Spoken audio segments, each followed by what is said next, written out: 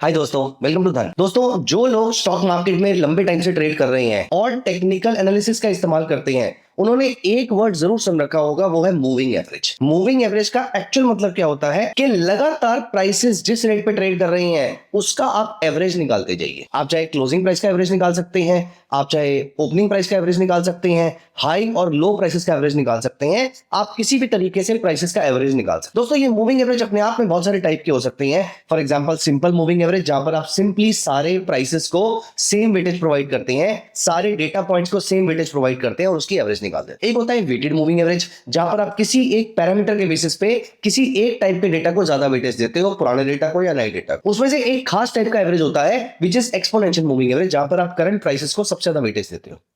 दोस्तों, अगर आपने आज तक मूविंग एवरेज यूज करी है तो एक बात मैं दावे के साथ बोल सकता हूं कि कभी ना कभी आपके माइंड में यह क्वेश्चन जरूर आया होगा कि मूविंग एवरेज का कौन सा नंबर सबसे सही है। 9 पीरियड मूविंग एवरेज अच्छा है, 21 पीरियड मूविंग एवरेज अच्छा है, 30 पीरियड अच्छा है, 50 अच्छा है, 100 अच्छा है, 200 पीरियड अच्छा है, या फिर इसके अलावा भी बहुत सारी वीडियोस, बहुत सारे सोशल मीडिया इन्फ्लुएंसर्स, बहुत सारी इंस्टाग्राम की रील्स और बहुत सारे यूट्यूब के शॉर्ट्स अलग अलग नंबर ऑफ मूविंग एवरेज की बात करते हैं।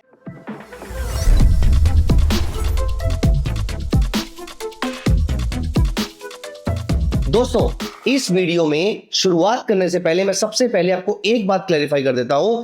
Moving average and for that matter कोई भी इंडिकेटर का जो पैरामीटर होता है वो कभी अच्छा या बुरा नहीं होता है।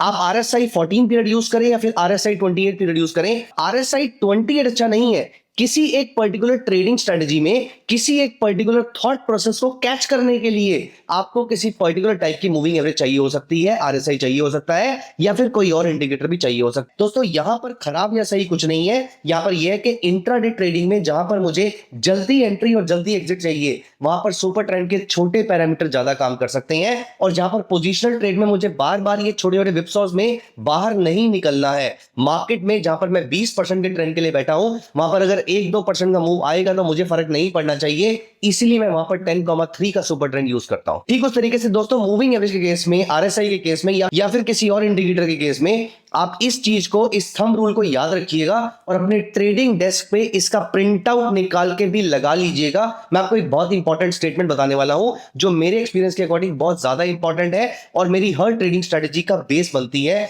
So the smaller the parameter that you are using in an indicator, the smaller the stop loss, the smaller the targets, the more frequent will be the trades and the poorer will be the success rate. अब आप मुझे बोलेंगे कि अभी आपने कहा था कि कोई इंडिकेटर अच्छा बुरा नहीं होता, सक्सेस रेट बुरा हो गया तो वो खराब नहीं हो गया। नहीं, वो खराब नहीं हो गया। ये अच्छा इस पॉइंट ऑफ व्यू से हो गया कि इस केस में आपका स्टॉप लॉस बहुत छोटा है, तो वो सारे ट्रेडर्स जो छोटे स्टॉप लॉस से काम करना चाहते हैं वो इंडिकेटर का छोटा नंबर यूज करेंगे, और वो सारे ट्रेडर्स जो बड़ा स्टॉप लॉस लेकर बड़े टारगेट्स में बड़े रिवॉर्ड्स लेना चाहते हैं वो बड़े मूविंग एवरेज के नंबर को यूज करेंगे या फिर किसी भी इंडिकेटर के बड़े नंबर को यूज करेंगे। So the higher the parameter of the indicator, the bigger the stop loss, the bigger the targets, the less the frequency of the trades and the higher the success rate. अब हम चलेंगे video के second part में, जहां पर मैं आपके साथ डिस्कस करूंगा कि मूविंग एवरेज में कौन सा पैरामीटर यूज किया जा सकता है और कौन सा पैरामीटर कब यूज करना चाहिए। ये सारी बातों का जवाब मैं आपको यहां पर देने वाला हूं। दोस्तों, अगर आपने अभी तक हमारे चैनल को सब्सक्राइब नहीं किया है तो प्लीज मेक श्योर कि आप यहीं पर एक सेकंड का पॉज लेकर हमारे चैनल को सब्सक्राइब भी कर दीजिए, वीडियो को लाइक भी कर दीजिए। I am very very sure and I promise you कि वीडियो के एंड तक आपके पास बहुत अच्छी अच्छी इंफॉर्मेशन आपको मिल जाएगी। तो दोस्तों, यहां पर हम चलते हैं और यहां पर मैं आपको दिखाऊंगा किसी एक चार्ट के थ्रू। मैं यहां पर आपके सामने एक ब्लैंक चार्ट ओपन कर रहा हूं। आइए हम चलते हैं धन के टीवी कंसोल पे। दोस्तों, मेरे सामने यहाँ पर SAIL Steel Authority of India Limited का चार्ट खुला हुआ है और मैंने यहाँ पर आपके सामने एक डेली चार्ट लगा रखा है जहां पर मुझे दिख रहा है कि ट्रेंड यहाँ पर लगातार बियरिश होता जा रहा है और नीचे से अभी एक रिकवरी आना स्टार्ट हुई है। तो देखते हैं यहाँ पर हम मूविंग एवरेज का इस्तेमाल किस तरीके से कर सकते हैं। दोस्तों, before I answer the most critical question of this video कि कौन सी मूविंग एवरेज यूज करनी चाहिए और कौन सी मूविंग एवरेज यूज नहीं करनी चाहिए, मैं चाहता हूं कि आप एक सेकंड का पॉज लेकर अपने लिए यहां पर सोचिए। सबसे पहला क्वेश्चन जो आपको खुद के लिए एड्रेस करना है, खुद के लिए आंसर करना है, वो ये है कि आप कितने पीरियड का व्यू लेना चाहते हैं। दोस्तों, सबसे पहली चीज तो आपको ये बता दूं कि मूविंग एवरेज का मेन काम, एटलीस्ट मैं जिस तरीके से उसको यूज करता हूं, मैं गलत भी हो सकता हूं, मेरे पास इंफॉर्मेशन कम भी हो सकती है, लेकिन मूविंग एवरेज का सबसे बढ़िया इस्तेमाल मैंने जितनी भी बुक्स के थ्रू भी पढ़ा है और मैंने खुद की प्रैक्टिस से भी सीखा है, वो ये है कि मूविंग एवरेज आपको ज्यादातर केसेस में जो यूज की जाती है वो यूज की जाती है ट्रेंड पता करने के लिए। मूविंग एवरेज की डायरेक्शन अगर बुलिश है, मूविंग एवरेज की डायरेक्शन अगर अपवर्ड पॉइंटिंग है, तो इसका मतलब ये स्टॉक अप ट्रेंड में है। और अगर मूविंग एवरेज की डायरेक्शन डाउनवर्ड ट्रेंडिंग है, इसका मतलब ये है कि स्टॉक डाउन ट्रेंड में है। अब दोस्तों यहां पर आपको खुद से एक क्वेश्चन पूछना चाहिए कि आप कौन से पीरियड का ट्रेंड जानना चाहते हैं। For example, A for Abhishek, B for Bittu और सी फॉर चारू, ये 3 लोग हैं। तो यहां पर हमारे 3 ट्रेडर हैं, ए, बी और सी। दोस्तों यहां पर ए कहता है कि मुझे अगले 10 दिन का व्यू चाहिए, यहां पर बी कहता है कि मुझे अगले 100 दिन का व्यू चाहिए, और यहां पर सी कहता है कि मुझे अगले 1 साल का, 2 साल का या 3 साल का, कोई भी एक नंबर आप एज्यूम कर सकते हैं, मतलब एक बहुत ही बड़े पीरियड का व्यू चाहिए। उसके बारे में हम बाद में बात करेंगे। दोस्तों पहला क्वेश्चन आपको खुद से एड्रेस करना है कि आप कौन से टाइम फ्रेम का चार्ट यूज करने में ज्यादा कंफर्टेबल है, डेली चार्ट, आवरली चार्ट या 2 आवरली चार्ट। मैं आपको सबके थ्रू एग्जांपल दिखाऊंगा। तो यहां पर हम ए फॉर अभिषेक की बात करते हैं। अभिषेक की अगर हम यहां पर बात करें, तो अभिषेक के लिए जिन्होंने 10 पीरियड मूविंग एवरेज का इस्तेमाल किया है, तो यहां पर रेगुलेटरी कुछ रिस्ट्रिक्शंस हैं, जिसके बेसिस पे जो ये कहती है कि हम लेटेस्ट प्राइसेस नहीं ले सकते। तो इसीलिए एजुकेशनल पर्पसेस के लिए मैं पुराने प्राइसेस को यहां पर कंसीडर कर रहा हूं। यहां पर देखिए, यहां पर मैं आपको कहना चाहता हूं कि जब यहां पर अभिषेक को, तो आपने एक दिन का चार्ट लगा लिया, एज यू कैन सी यहां पर एक दिन का चार्ट लगा हुआ है, और यहां पर मैंने 10 पीरियड मूविंग एवरेज का इस्तेमाल कर लिया। तो 10 period moving average on a daily chart ये कह रही है कि वो बियरिश हो चुकी है। अगर वो बियरिश हो चुकी है, तो चांसेस आर वेरी हाई कि अगले कुछ दिनों का व्यू। तो दोस्तों यहां पर 10 दिन का मतलब ये नहीं कि एग्जैक्टली 10 दिन तक मार्केट बियरिश रहेगी। इसका मतलब ये है कि शॉर्ट टर्म में मार्केट के बियरिश रहने के चांसेस ज्यादा है। और यहां पर आप नोटिस कीजिए कि शॉर्ट टर्म में मार्केट यहां पर बियरिश थी। तो यहां पर आप नोटिस कीजिए कि यहां पर मूविंग एवरेज बुलिश हो गई, लेकिन इस कैंडल का हाई ब्रीच नहीं किया। इसीलिए हमें यहां पर इस ट्रेंड को तवज्जो देने की जरूरत नहीं है, इंपॉर्टेंस देने की जरूरत नहीं है। फिर उसके बाद ये मूविंग एवरेज बियरिश हो गई, फिर उसका लो ब्रीच नहीं हुआ, फिर बुलिश हो गई, फिर उसका हाई ब्रीच नहीं हुआ, फिर बियरिश हो गई, उसका लो ब्रीच हुआ। मतलब शॉर्ट टर्म के अंदर ट्रेंड दोबारा से बियरिश हो चुका है। यहां पर ट्रेंड मोमेंटली बुलिश हुआ था, लेकिन हाई ब्रीच नहीं हुआ था। फिर ट्रेंड बियरिश हुआ, लो ब्रीच हुआ, मार्केट वहां से नीचे गई। उसके बाद मार्केट ने अगली कैंडल में रिवर्सल दे दिया।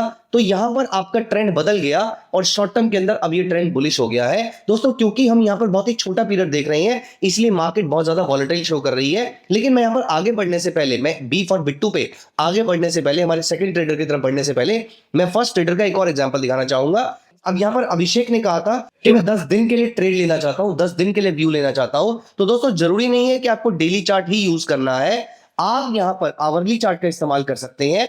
अब आप ये सोचिए कि 10 दिन में कितने घंटे होते हैं, कितने ट्रेडिंग घंटे होते हैं। तो एक दिन में अप्रोक्सीमेटली 6.25 ट्रेडिंग आवर्स होते हैं। मतलब 10 दिन में 60 से 65 ट्रेडिंग आवर्स के आसपास हो जाएंगे, 60 to 65 ट्रेडिंग आवर्स हो जाएंगे। मतलब अगर आपको 10 दिन का व्यू यहां पर मार्केट में लेना है, तो इस मूविंग एवरेज के नंबर को चेंज करके मैं अप्रोक्सीमेटली 65 कर देता हूं। और यहां पर आप नोटिस कीजिए कि जब ये ट्रेंड यहां पर, जब ये मूविंग एवरेज का ट्रेंड यहां पर बुलिश हो गया, या इस कैंडल में बुलिश हो गया, उसके बाद से अगले कई दिनों तक का व्यू आपको यहां पर बुलिश देखने को मिला था। 24 सितंबर से 30 सितंबर अप्रोक्सीमेटली 7 ट्रेडिंग सेशंस की बात अगर हम करें, तो यहां पर हम 10 दिन का व्यू ले रहे थे, शॉर्ट टर्म व्यू ले रहे थे। आपको यहां से एक अच्छी खासी तेजी देखने को मिलती है। ठीक उस तरीके से यहां पर जब ये मूविंग एवरेज बियरिश हो गई थी, तो आपको यहां पर थोड़ा बहुत बियरिशनेस देखने को मिली थी। अदरवाइज आप यहां पर कॉस्ट टू कॉस्ट यहां पर मार्केट से एग्जिट कर सकते थे। ठीक उस तरीके से अब अगर यहां पर बी की बात करें, बी कहता है कि मुझे अगले 3 महीने का व्यू लेना है। दोस्तों 3 महीने का व्यू लेना है। 3 और महीने, ये 2 वर्ड हमारे लिए इंपॉर्टेंट है। यहां पर नोटिस कीजिए, अगर आप मंथली चार्ट यहां पर लगाएंगे, तो मंथली चार्ट पे 3 पीरियड मूविंग एवरेज लगाने पर, 3 पीरियड मूविंग एवरेज लगाने पर कुछ ज्यादा दिखाई नहीं दे रहा है। इसलिए मंथली की जगह हम यहां पर कर लेते हैं फॉर एग्जांपल 1 डे चार्ट। आप वन डे भी कर सकते हैं, 1 वीक भी कर सकते हैं, 1 आवर भी कर सकते हैं। मैं तीनों के एग्जांपल आपको दिखाऊंगा।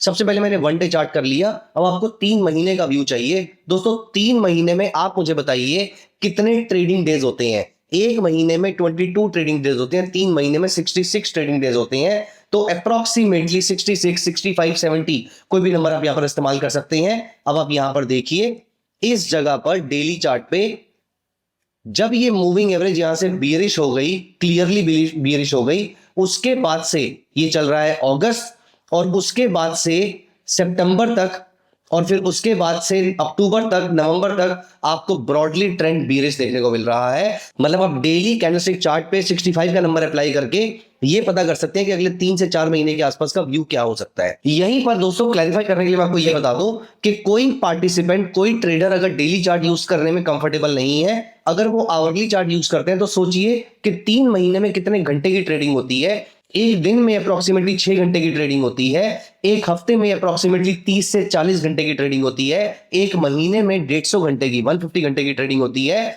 और 3 महीने में तकरीबन 450 घंटे के आसपास की ट्रेडिंग होती है। आप आवरली चार्ट पे अगर 500 के आसपास का पैरामीटर लगा देंगे तो भी आपका व्यू ऑलमोस्ट सेम आएगा। आप यहां पर नोटिस कीजिए, ब्रॉडली इस लेवल के आसपास जाकर आपकी मूविंग एवरेज बियरिश हुई थी, और उसके बाद से आपको लगातार यहां पर बियरिश ट्रेंड देखने को मिलता है। इस जगह पर जो मार्केट थोड़ी बहुत बुलिश हुई भी थी, तो भी उसने कॉस्ट टू कॉस्ट यहां पर आपको एग्जिट करा दिया था, क्योंकि इस जगह पर वो तो एनीवेज बियरिश हो ही गई थी। तो दोस्तों आवरली चार्ट पे 500 पीरियड की कैंडलस्टिक यूज कीजिए। आई नो 500 बहुत ही अनकन्वेंशनल तरीका है यूज करने का, या फिर डेली चार्ट पे आप अप्रोक्सीमेटली 70 का नंबर यूज कर लीजिए, और या फिर वीकली चार्ट पे आप प्रोपोर्शनली कोई भी नंबर आप ऐसा यूज कर सकते हैं। इसके अकॉर्डिंग आप अपने मार्केट का ब्रॉडर व्यू निकाल सकते हैं। हम यहां पर सी की बात करते हैं। सी कहता है कि मुझे टीसीएस में अगले 5 साल का व्यू चाहिए, या किसी भी पर्टिकुलर स्टॉक में मुझे अगले 5 साल का व्यू चाहिए। तो यहां पर हमने अप्लाई कर लिया कोई एक स्टॉक, रैंडम स्टॉक अप्लाई कर लिया विच इज टीसीएस। मुझे 5 साल का व्यू चाहिए। दोस्तों यहां पर 5 साल के लिए आवरली कैंडल तो लॉजिकल नहीं लगती है, इसलिए हम कम से कम डेली चार्ट पे चलते हैं। 5 साल में कितने ट्रेडिंग डेज होंगे? तो 5 साल में अप्रोक्सीमेटली 1250 दिन होंगे। मूविंग एवरेज नंबर बहुत बड़ा हो जाएगा, कोई बात नहीं, हम डेली की जगह वीकली पे चल के इस काम को कर लेते हैं। तो 5 साल में कितने हफ्ते होंगे? एक साल में अप्रोक्सीमेटली 50 हफ्ते होते हैं, 5 साल में 260 हफ्ते के आसपास बनेंगे। तो यहां पर मैंने मूविंग एवरेज के नंबर को 260 यूज कर लिया, या 250 भी यूज कर सकते हैं। और यहां पर जब तक ये ट्रेंड इसका बुलिश शो कर रहा है, तब तक टीसीएस यहां पर बुलिश ट्रेंड में रह सकता है। And I am not sharing any recommendation to buy और sell here. I would like to see this as a trading opportunity, as a buying opportunity on all the dips here. यहां पर आप notice कीजिए, TCS में अगर आप daily chart का इस्तेमाल करते तो अप्रोक्सीमेटली 1250 का नंबर यूज करना पड़ता। अगर मैं यहां पर 1000 और ऐड कर देता हूं, अभी आप नोटिस कीजिए आपका व्यू बिल्कुल नहीं बदला है, क्योंकि इसके अकॉर्डिंग भी टीसीएस लगातार बाय ट्रेड में चलता जा रहा है। तो दोस्तों अगली बार कभी भी आपके मन में ये डाउट आए, ये क्वेश्चन आए कि कौन सी मूविंग एवरेज अच्छी है, कौन सी अच्छी है, दोस्तों अच्छी बुरी कोई नहीं होती है। अगर आपको मार्केट का व्यू चाहिए तो आप सिंपल मूविंग एवरेज को यूज करके, सिंपल या एक्सपोनेंशियल, इनमें से किसी भी एक मूविंग एवरेज को आप आराम से यूज कीजिए, और वहां पर कितने पीरियड का व्यू आप लेना चाहते हैं, उतने पीरियड की मूविंग एवरेज से अपना काम स्टार्ट कर दीजिए। दोस्तों यहां पर अगला क्वेश्चन आपके माइंड में यह भी आ सकता है कि सिंपल मूविंग एवरेज और एक्सपोनेंशियल मूविंग एवरेज, इनमें से कौन सी मूविंग एवरेज ज्यादा अच्छी है? तो दोस्तों इसके बारे में भी अगर आपको जानना है, इसके बारे में भी अगर आपको मेरे थॉट्स चाहिए, मैं कौन सी यूज करता हूं और मैं किस तरीके से, किस ट्रेडिंग स्ट्रेटेजी के लिए कौन सी मूविंग एवरेज सिलेक्ट करता हूं, कैसे सिलेक्ट करता हूं, अगर आपको इस बारे में पता करना है तो आप प्लीज एक बार कमेंट सेक्शन में मुझे इन्फॉर्म कर दीजिएगा। I will be very happy bringing this entire video for you. चलिए दोस्तों, आई होप आपको मजा आया होगा। अगर हाँ तो प्लीज एक बार वीडियो को लाइक भी कर दीजिएगा और चैनल को सब्सक्राइब कर लीजिएगा। Thank you so much. Bye bye, take care. Investments in the securities market are subject to market risk. Read all the related documents carefully before investing.